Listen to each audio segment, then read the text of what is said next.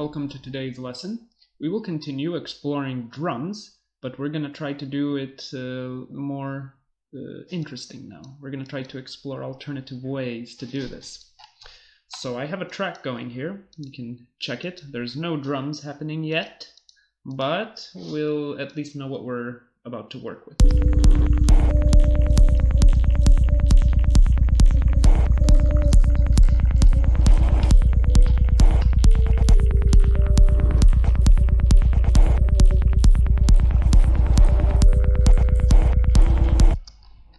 And here.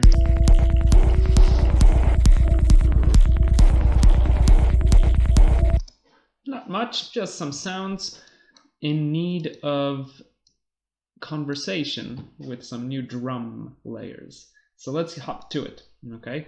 Let's go ahead and drop an operator inside this empty MIDI channel. Now, hopefully by now you understand that a drum sound pretty much just requires an envelope shaper to be doing something to it which makes it more snappy. Usually bringing the decay and sustain down is enough to make a sound go from a pad to a drum, basically. Understanding this helps us to see that we can make drum sounds or percussive sounds out of pretty much anything, right? We can use any source material as long as we somehow cut them up and give a proper envelope shape to either its volume or maybe its filter, something like this. We'll be able to get very interesting drum sounds from this process. So let's do it. Let's actually synthesize some interesting drone sound, rich in harmonic content, and see what kind of drums we can get out of it. So using this operator here, I'm just bringing up these other oscillators here to bring in the FM. Notice what happens. Let's bring this envelope back up. Right. Controlling the coarse will let us, change the octaves of these additional oscillators. Let's maybe change the wave of the first one to a saw. And let's bring in an auto filter here to kind of play around with which of that frequency content we actually want to pass through. Now, let's go ahead and just put an audio track after this and route this operator into it. We're just going to play around and record almost at random any sort of sounds we're able to get out of this. It's important to note that it doesn't matter so much what kind of sound you will get out. Feel free to just mess around at random. Okay, let's see where we go. Let's see where this takes us.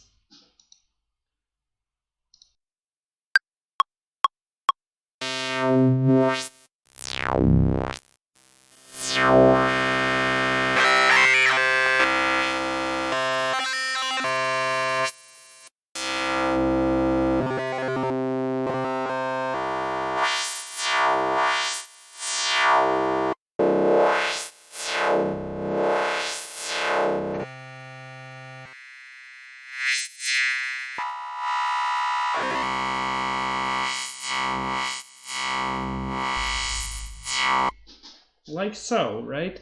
Basically, this was some FM lead sounding sounds in a type of drone mode, if you will. But having that now, we can do further processing with this. So this is our recorded audio track. We don't need the previous one anymore. I removed it. What you got to do is right-click and select Slice to New MIDI Track. Now here we can keep the slicing preset as built in.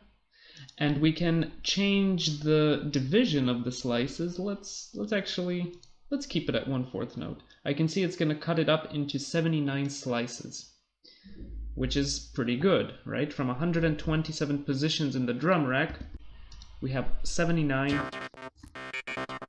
individual slices of that originally recorded file. Now that's cool because now, let's go ahead and just make this a little bit louder. Nice. Now, what's handy here is this section on the left. We have access to a global envelope of settings. we can literally just shape the decay and sustain down here a little bit.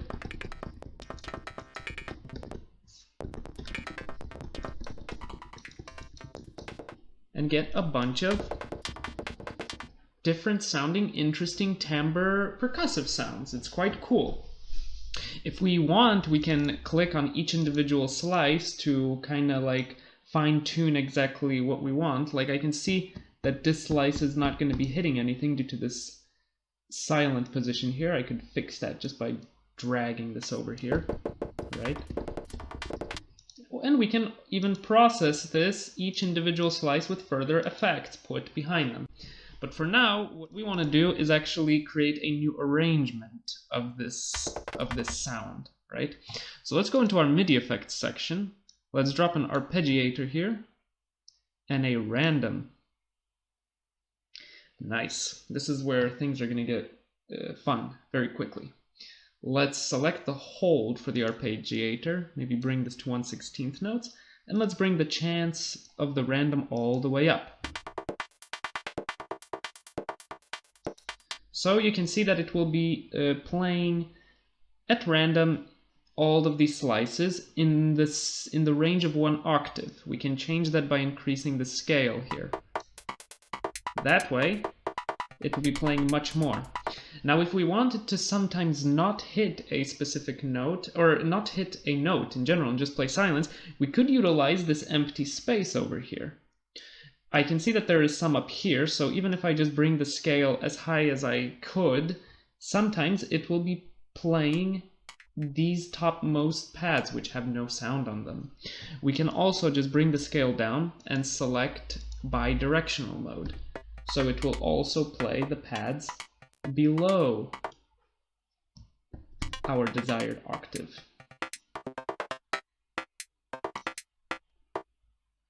See?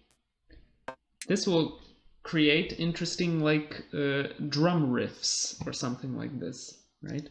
What we also can do is maybe we want these sounds to kind of like move around in the stereo field a bit. So we can actually just go into the controls setting of any slice, increase the random pan, maybe let's say to around, I don't know, here, 48%, and select copy value to siblings when you right click on it. That way, it copies that parameter to all the slices here. You don't have to do it each time. So now,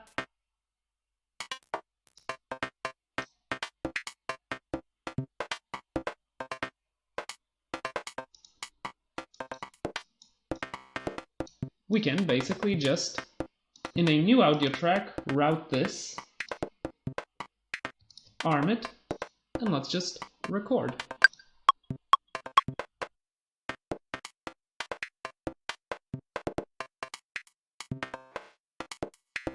Playing around with the release.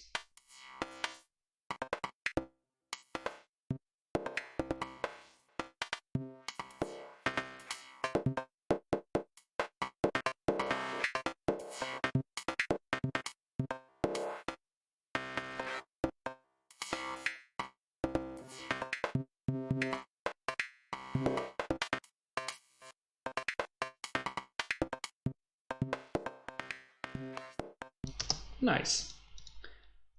You basically have a new sequence recorded from the sound, but at this point it's just a bunch of random bleeps of it, right?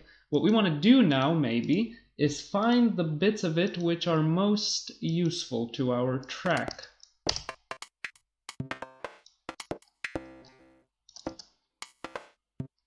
Let's use this. Okay. This is nice.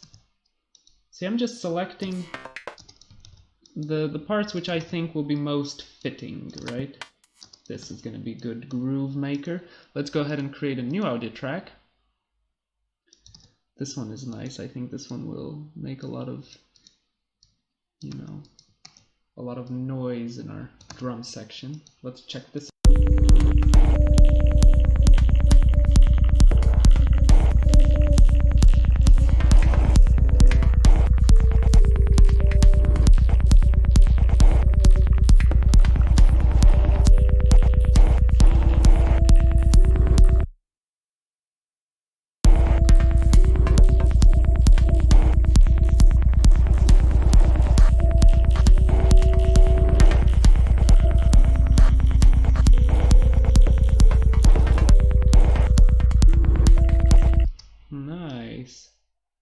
this we can loop, but in order to make it a smart loop, as I like to call it, we change some stuff inside. Like, for example, introduce a new sound at the beginning, and then start a bit changing the order of some of these sounds so that the loop will remain surprising, you know, duplicate some sounds.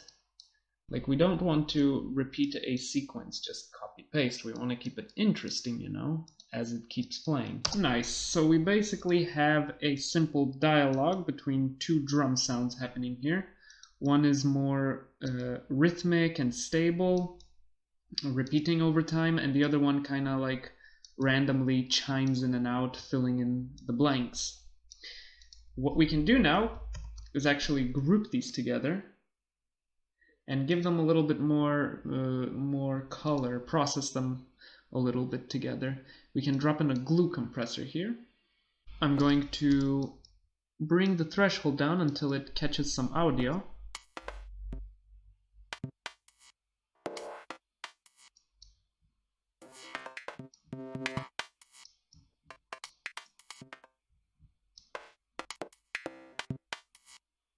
Give it a little bit of makeup gain.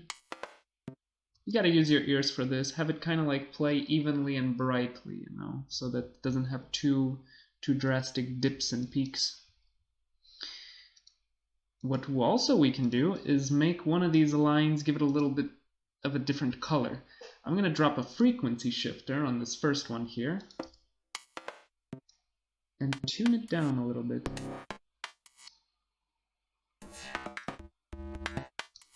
Nice. And this one here, because it's so like teeny tiny almost, I'm going to put a drum bus. Give it much more brightness. Because this one is already starting to be a little bit heavy. Let's look at this.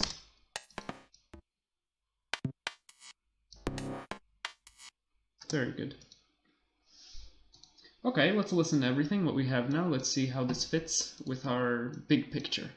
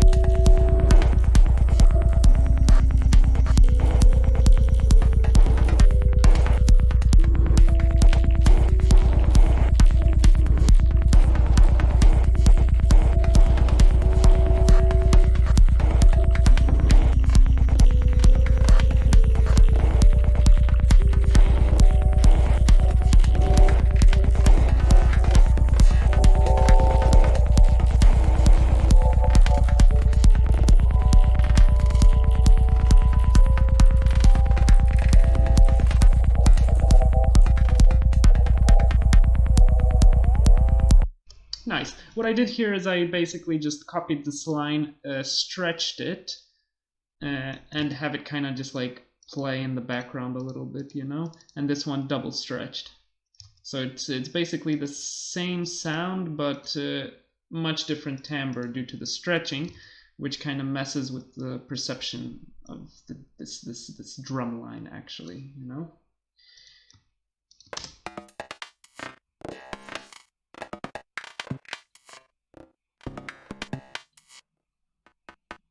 Here it comes in again.